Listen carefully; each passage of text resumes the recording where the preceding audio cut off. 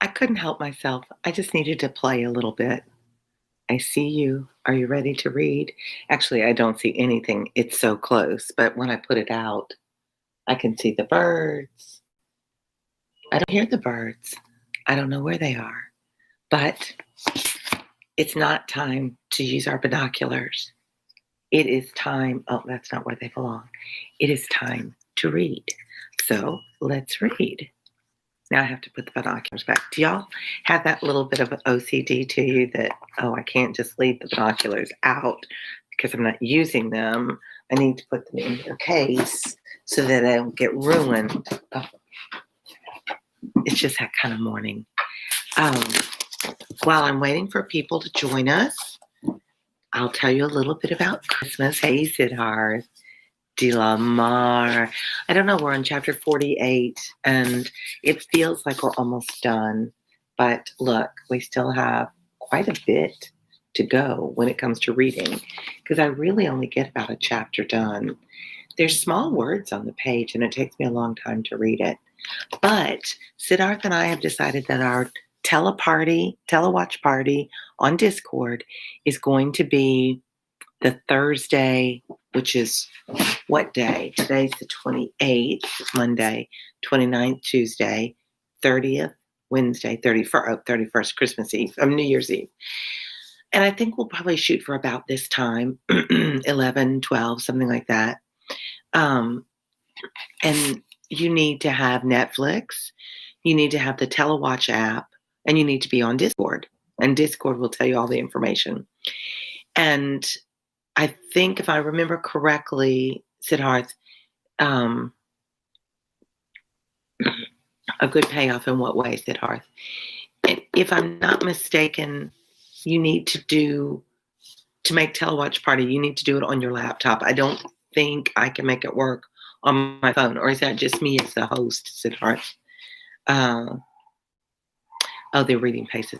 Well, that's because I like these books, Siddharth. I think that's why the pace is faster. I don't mind getting to it. So yeah, I did watch the one we're going to watch. I didn't watch the whole thing. I got sidetracked with Christmas. Sorry. COVID's lingering a little bit. It is good. It's not the Ewan McGregor version, and he is my all-time heartthrob, old lady heartthrob. So Teleparty is free.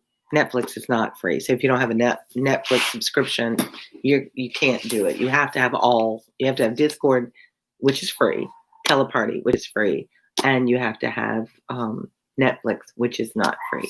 But we'll enjoy making comments. Like I'll say, he doesn't look like what I think Darcy should look like. And I didn't really think Jane or Elizabeth did either. I didn't think Mrs. Bennet was as ditzy and annoying. I didn't think Mr. Collins was as annoying. I really prefer the Ewan McGregor one. I think that's not Ewan McGregor. That's not right. That is not right. And I like him so much. He's in Colin Firth. Colin Firth. I think. I'm terrible at names. You guys know that. So let's talk about Christmas a little bit. I'm draped in gifts. My daughter's boyfriend very generously gave me this beautiful pashmina. It's perfect in this kind of weather. Actually, with the sun, it's a little bit warm. My cute baby son, 21, he's not a baby, gave all of the girls, because my daughters are really into Zodiac, he gave all of us our sign, our sun sign. So who knows what my sun sign is? If you know your Zodiac, you know what my sun sign is. Those of you that are curious, my moon sign is Aquarius and my ascendant is Leo. And when you know me, those things really do match up, describe me. What else? Gifts. A beautiful stool from my other daughter's boyfriend. It's great when you have all this family because then they have boyfriends and girlfriends and partners that, hey, Laurel, I'm so glad you enjoy the audiobooks. I'm kind of chatty today. I have been at home with COVID and I finally have energy and oxygen. So I kind of feel like chatting with everybody. So everybody came over, sat on the porch. If you follow me on Instagram, you can see that my cute little granddaughter played marvelously on her playset. I mean, nonstop until dark. Absolutely loved it. Um, so you can see a little bit more like you care about my family life on my Instagram. I mean, how do you follow books on an Instagram? So I try and put things about what I'm doing when I'm not reading. Um, Speaking of, that's 5 minutes in, and I've just talked boringly about me. So let's read. And I hope even if Christmas was a different day for you, which mine was, and even if you didn't have all the people you love together, which I didn't, and even if you didn't have a fabulous meal, which I didn't, um, thankfully I was finally healthy. I got to see my kids. We all snuggled up and watched Soul afterwards. Well, as long as my granddaughter would let me, she wanted to play ponies, so we did that too. But Soul was not a child's show. It was way over my head.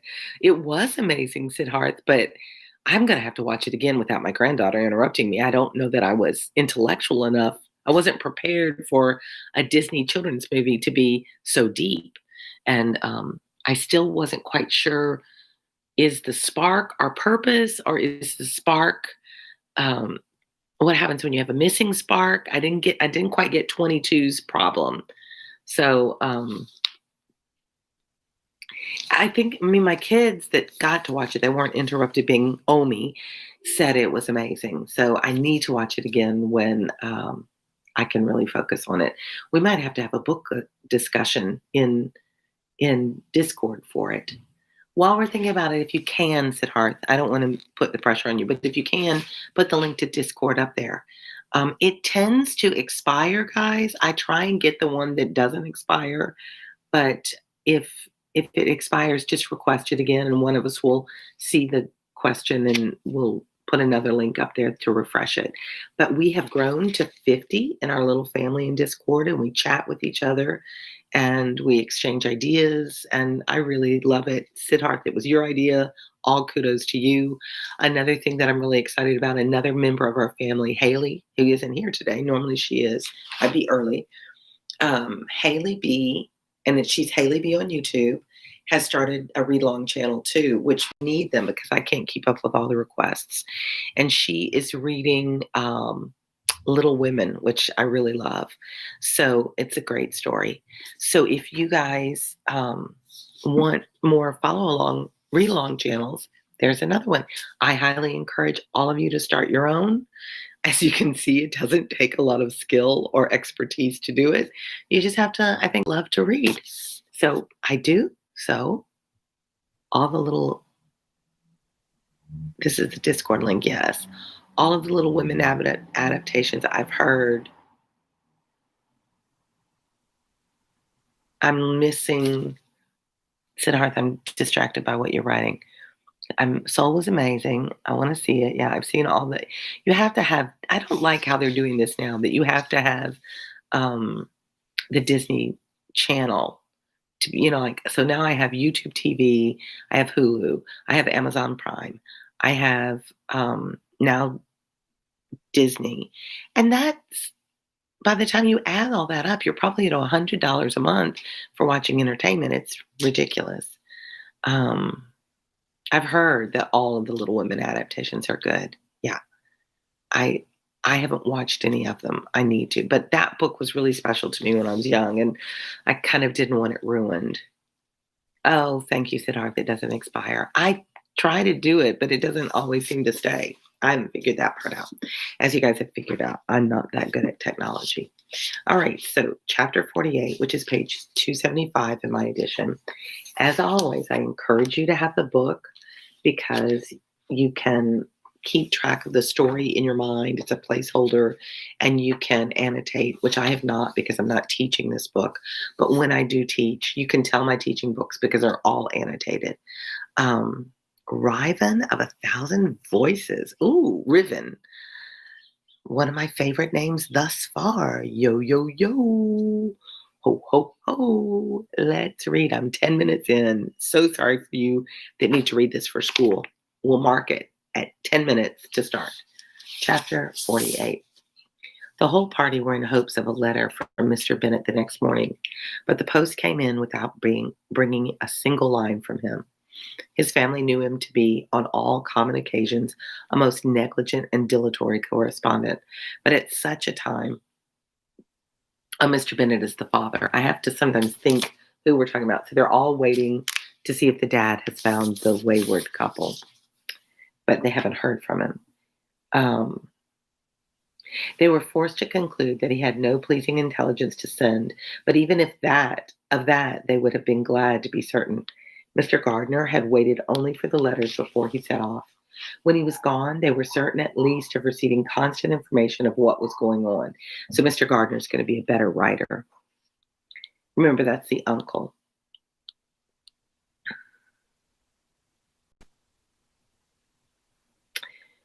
Uncle promised at parting to prevail on Mr. Bennet to return to Longbourn as soon as he could, to the great consolation of his sister, who considered it as the only security for her husband's not being killed in a duel. Now, what you all know of Mr. Bennet, do you think he would be the kind that goes off and gets himself involved in a duel for his daughter's honor? This is what Mrs. Bennet is sure. She's just so dramatic. She's sure Mr. Bennet has gone off to avenge his daughter, and he will be shot in a duel. And when we go to characterization, what about his character makes me think that that's unlikely, that Mrs. Bennet is mistaken about her husband? Mrs. Gardiner and the children were to remain in Hertfordshire a few days longer, as the former thought her presence might be serviceable to her nieces. She shared in their attendance on Miss Bennet, and was a great comfort to them in their hours of freedom. Their other aunt also visited them frequently, and always, as she said, with the design of cheering and heartening them up, though as she never came without reporting some fresh instance of Wickham's extravagance or irregularity. So she, like her sister, I guess it's a sister, I don't know, is gossipy and doesn't make anything better with her information. She seldom went away without leaving them more dispirited than she found them. All Meryton seemed striving to blacken the man, to make the man's name bad, who, but 3 months before, had been almost an angel of light.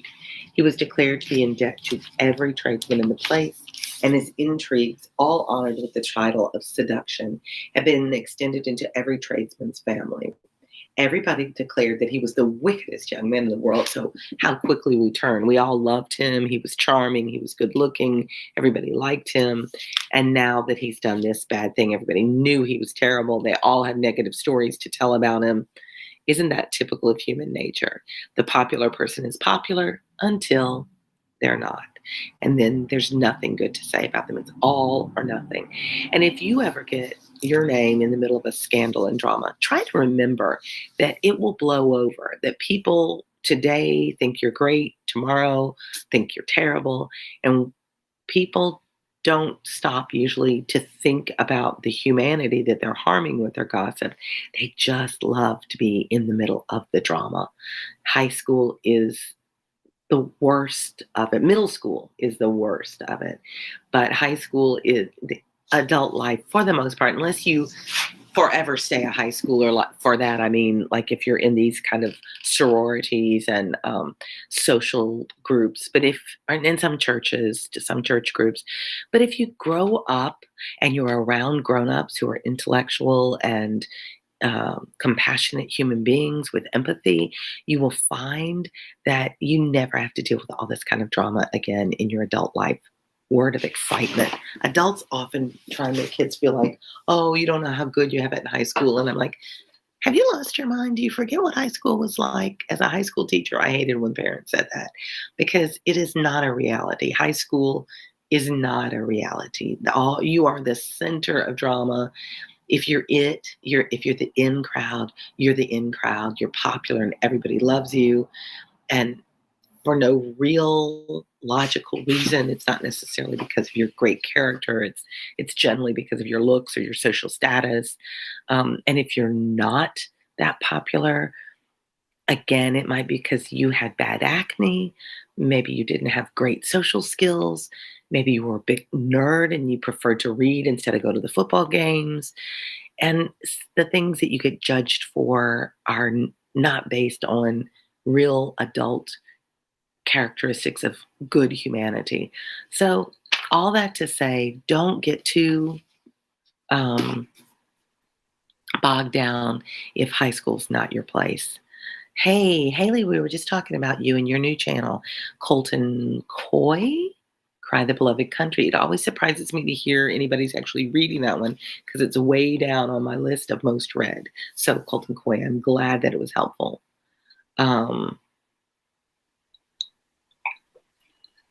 Haley, we were talking about your channel and trying to get people out there to watch it. I appreciate that you started doing that. All right, so back to the story.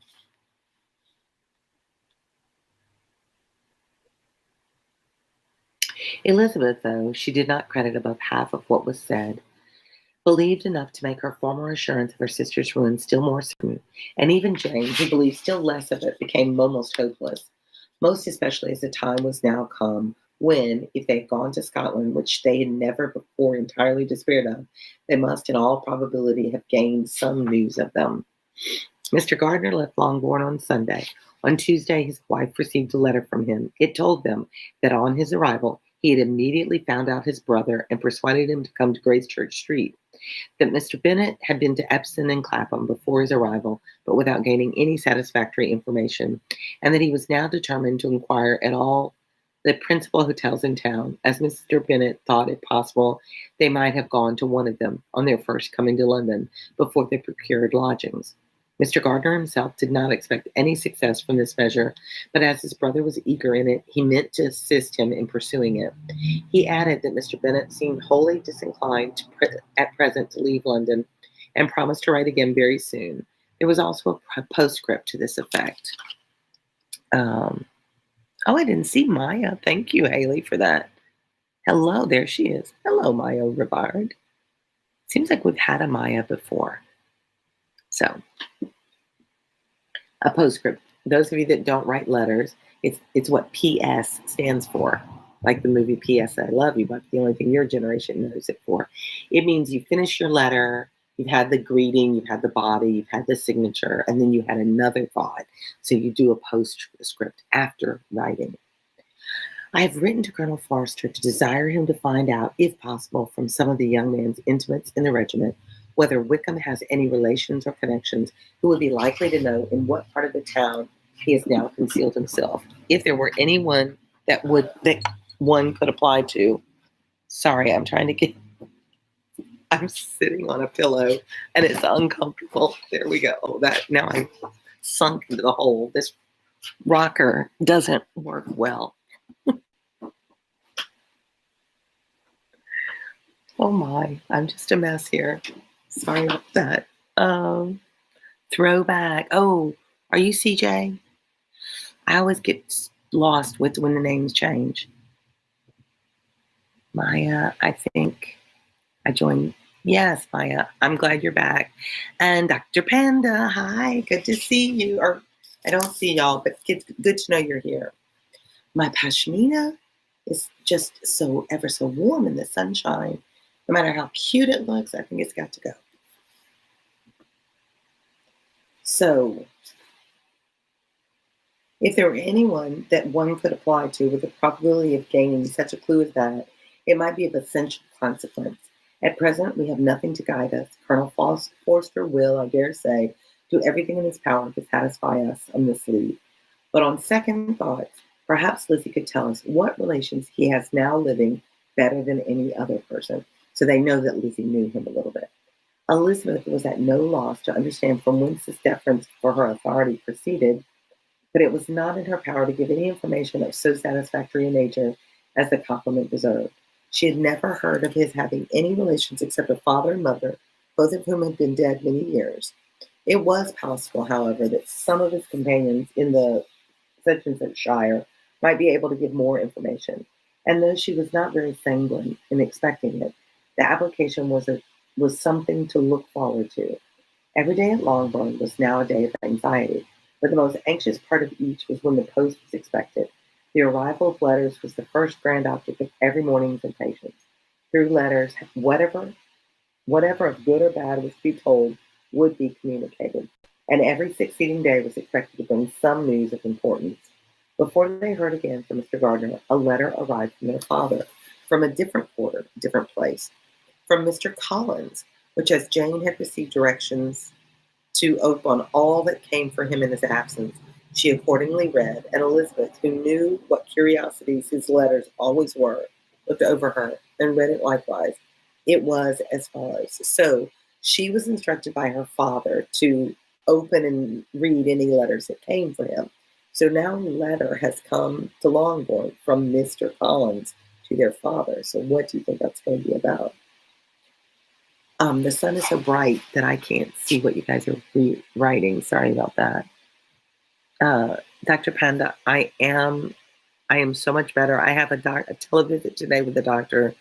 I've been monitoring my blood oxygen levels, and although they're not where they need to be, they are certainly not as bad as they were. And I'm able to read on this YouTube channel, which I could not do previously. Rameshwari Mother popped in to say hello. Thank you. Those of you who are wishing me well. COVID really sucks. Let me just tell you. It doesn't knock you out. I mean, it did knock me out the first 2 days, but it just leaves you feeling good enough to want to do something, but not able to do it. When you get up to try and do things, you're just exhausted. Or at least that was my experience. From what I understand, everybody's experience is different. And I did lose my taste and smell, but it wasn't the way I thought it was. I just kept thinking I have no appetite. Then when my appetite came back, I realized, oh, I can taste things now. That's why. So it was like, it's not truly you lose your sense of taste. It was the taste you have was very bitter, like bile in your mouth, metallic. Nothing tasted right. So I didn't want to eat anything, which is probably a good thing. Yeah, so I greeted all of y'all. When I read, I don't see the messages, so I apologize if you come in just to say hi. I always like to thank you for saying hi because it's important to me that I greet you because you guys are important to me. It means the world to me that you still read with me. For Christmas, we were down to about 800 readers in a 48-hour period of time, which is considering we usually are at 10,000. But that's good. People are off school and they're relaxing, and I'm glad for that. I may have to at some point go to India because I have more and more followers from India. And I've never been there. And it's on my list of places to see. But having gone to China without knowing the language, I don't, although in India so many people speak English, but I don't want to do that without at least some working of cultural greetings, hellos, how are yous, where are yous. I didn't know any of that in China, and I was embarrassed. Start with Kite Runner soon. Have you read A Thousand Splendid Suns? Rameshwari? And the other thing, I know India and Pakistan are not the same. I don't mean to be offensive. But when I was studying in Sweden, I had so many friends from Pakistan, and they were always so welcoming and really wanted me to come to visit in Pakistan. So obviously, if I got to that end of the world, I would love to be able to do both, try and visit both. And with my children work in a Persian rug store, and most of our rugs come now from Pakistan and India because there's a trade embargo with Iran. So that would be a really interesting for me to do some touring of textile because I was in the textile industry in Sweden. So I would love to be able to see some textile manufacturing, some rug dealers, that sort of thing. I have very, very nerdy interests, if you guys haven't figured that out. Rameshwari will get to Pride and Prejudice in the other classics next year. Sounds great. I love the plan.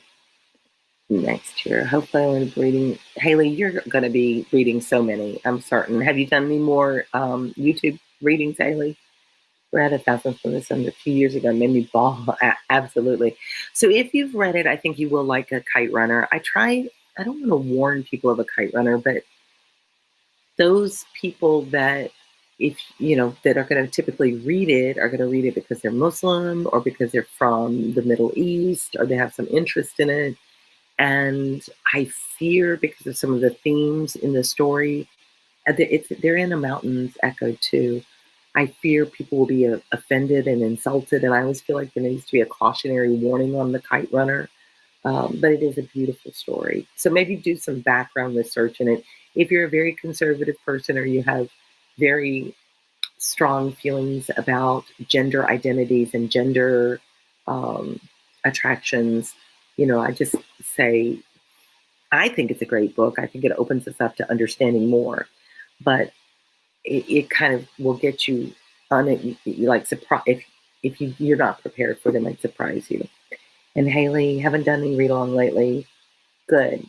It's a beautiful day. TV mood. Oh man, while I was sick, that's all I did was just watch Christmas program after Christmas program. All right, back to reading. She got the letter from Mr. Collins. My dear sir, I feel myself called upon by our relationship and my situation in life to condole with you on the grievous affliction you are now suffering under, of which we were yesterday informed by a letter from Hertfordshire. Be assured, my dear sir, that Mrs. Collins and myself sincerely sympathize with you and all your respectable family. He has to gossip. You know Mr. Collins had to gossip in your present distress, which must be the bitterest kind, because proceeding from a cause which no time can remove, no argument shall be wanting on my part that can alleviate so severe a misfortune, or that may comfort you under a circumstance that must be all others most afflicting to a parent's mind. The death of your daughter would have been a blessing in comparison of this. Do you think so? Do you think a parent would think it would be better that their child was dead, that had run off and was involved in a scandal? Um,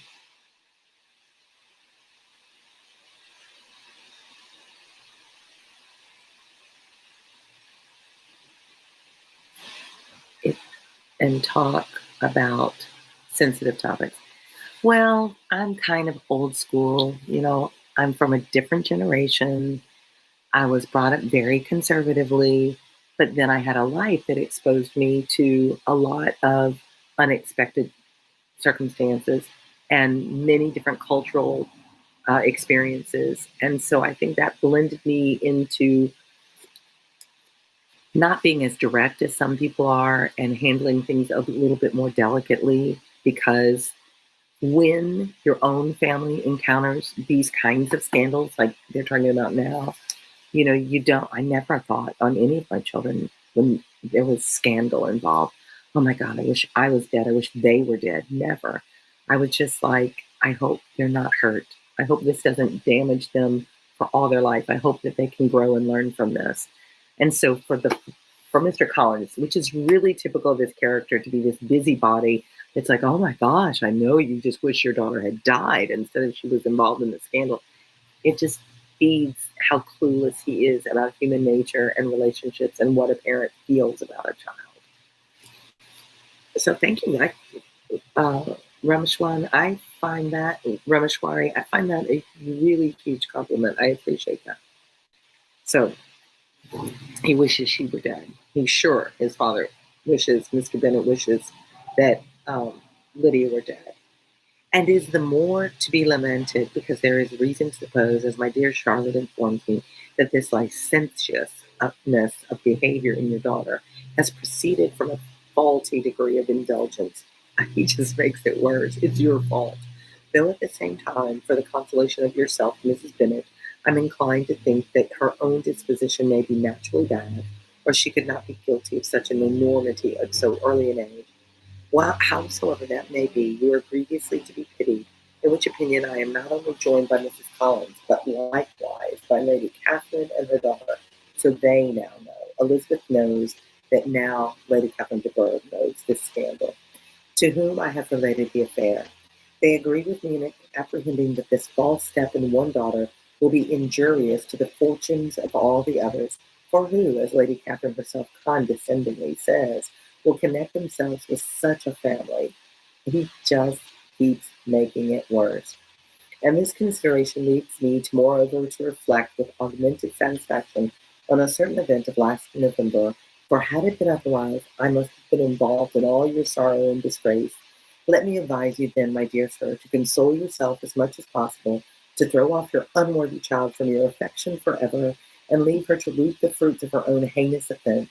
He's saying, I recommend you turn your back on her and have nothing to do with her anymore. This is the clergyman. This is the church's position.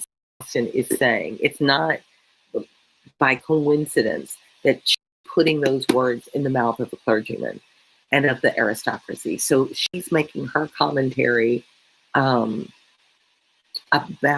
the church and the aristocracy and how hypocritical and how little they understand what human nature is like.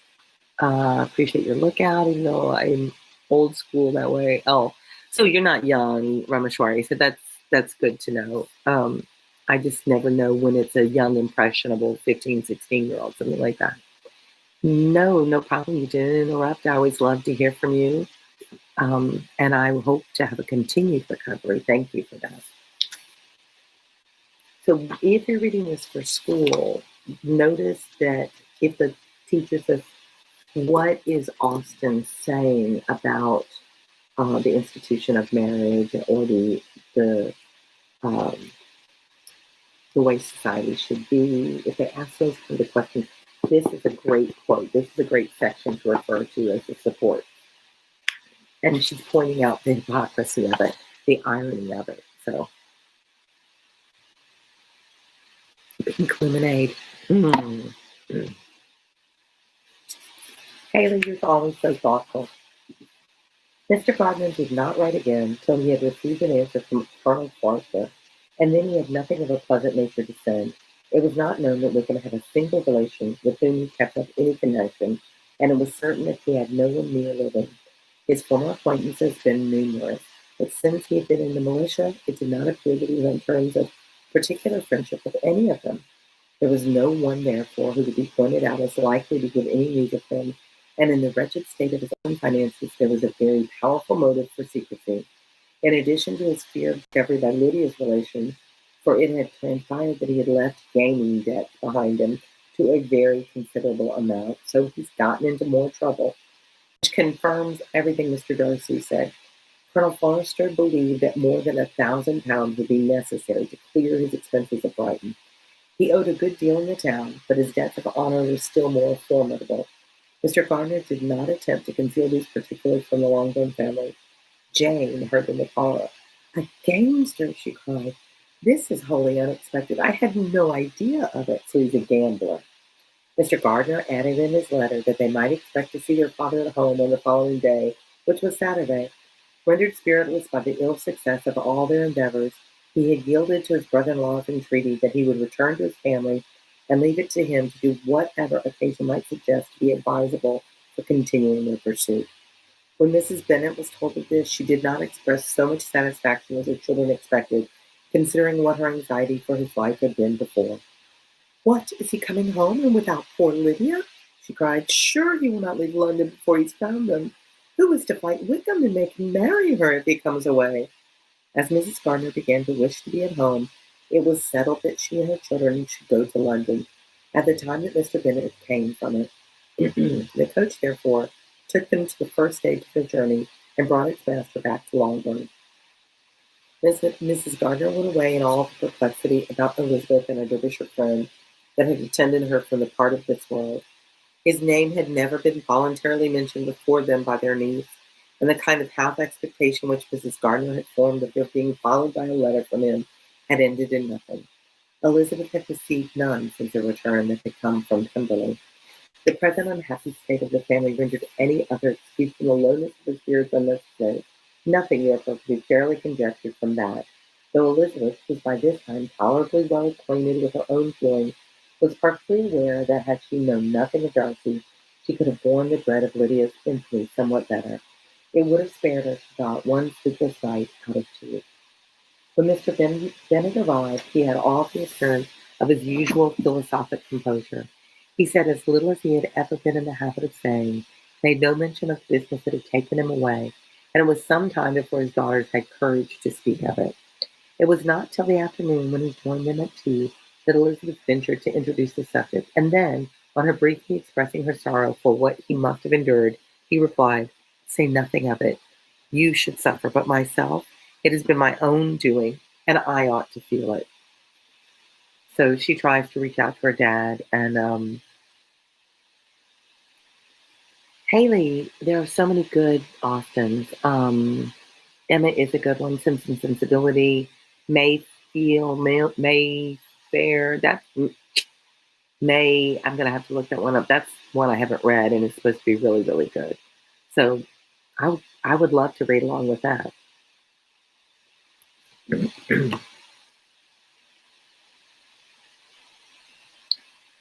You may well warn me against such an evil. Human nature is so prone to fall into it.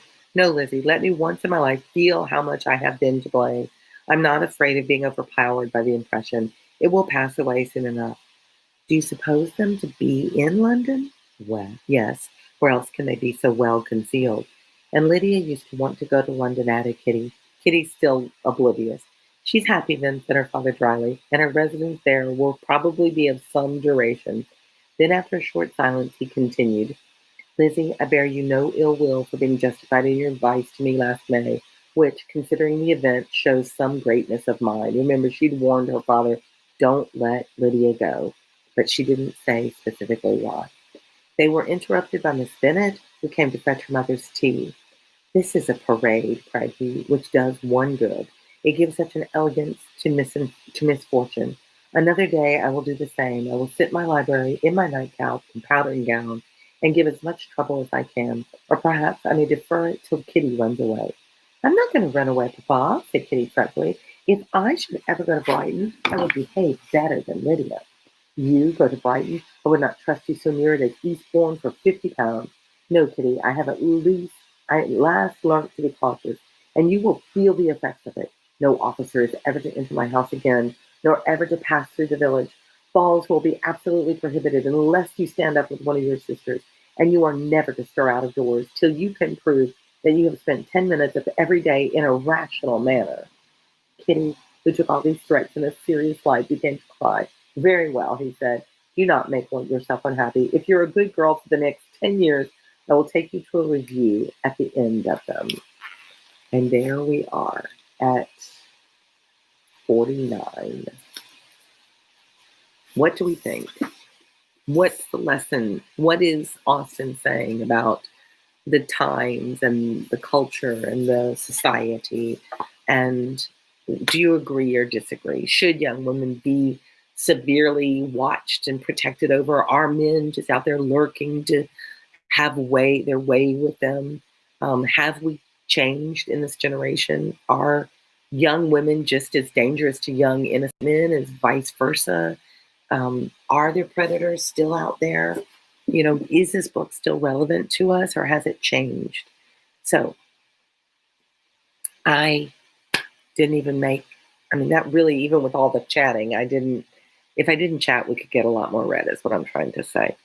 Well, if you haven't already subscribed, they are all good questions. Haley, we should keep journals about them in our Discord.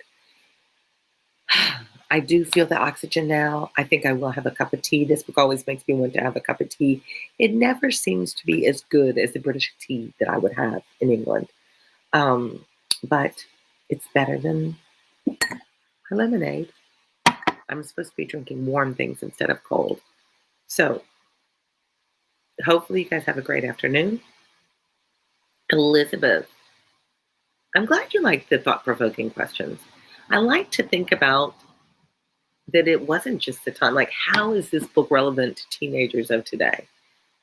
How is it relevant to gender stereotypes? How are gender stereotypes still relevant? Or has gender fluidity changed so much that these roles of males and females have changed? Ruby, thank you. I am feeling better. It's slow. If your parents or anybody you know have had COVID, I hate the question, are you better? Because I'm not 100%, but I'm better.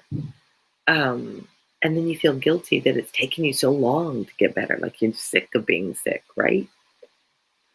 Elizabeth, oh, Haley, you're so thoughtful.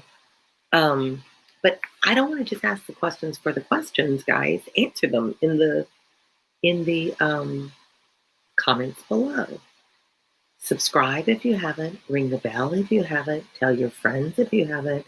Share with adults who might be in and not able to read, like adults that are over 60, maybe over 70, that they're feeling lonely. Nolan, interesting.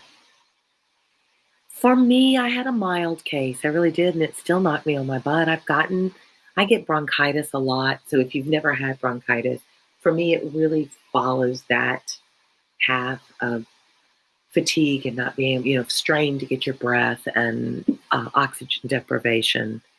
But it also kind of makes you depressed and it's certainly not a fun virus. I'm ready for it to be gone, as we all are. That's the understatement. Elizabeth, I believe the book is quite relevant to current times. I'd love to hear how, because I've certainly not been a teenager in decades. So I wonder what it is to be a young female. I know what it was in my generation. And although I was a teen in the 70s, I wasn't, I was more like a 50s teenager.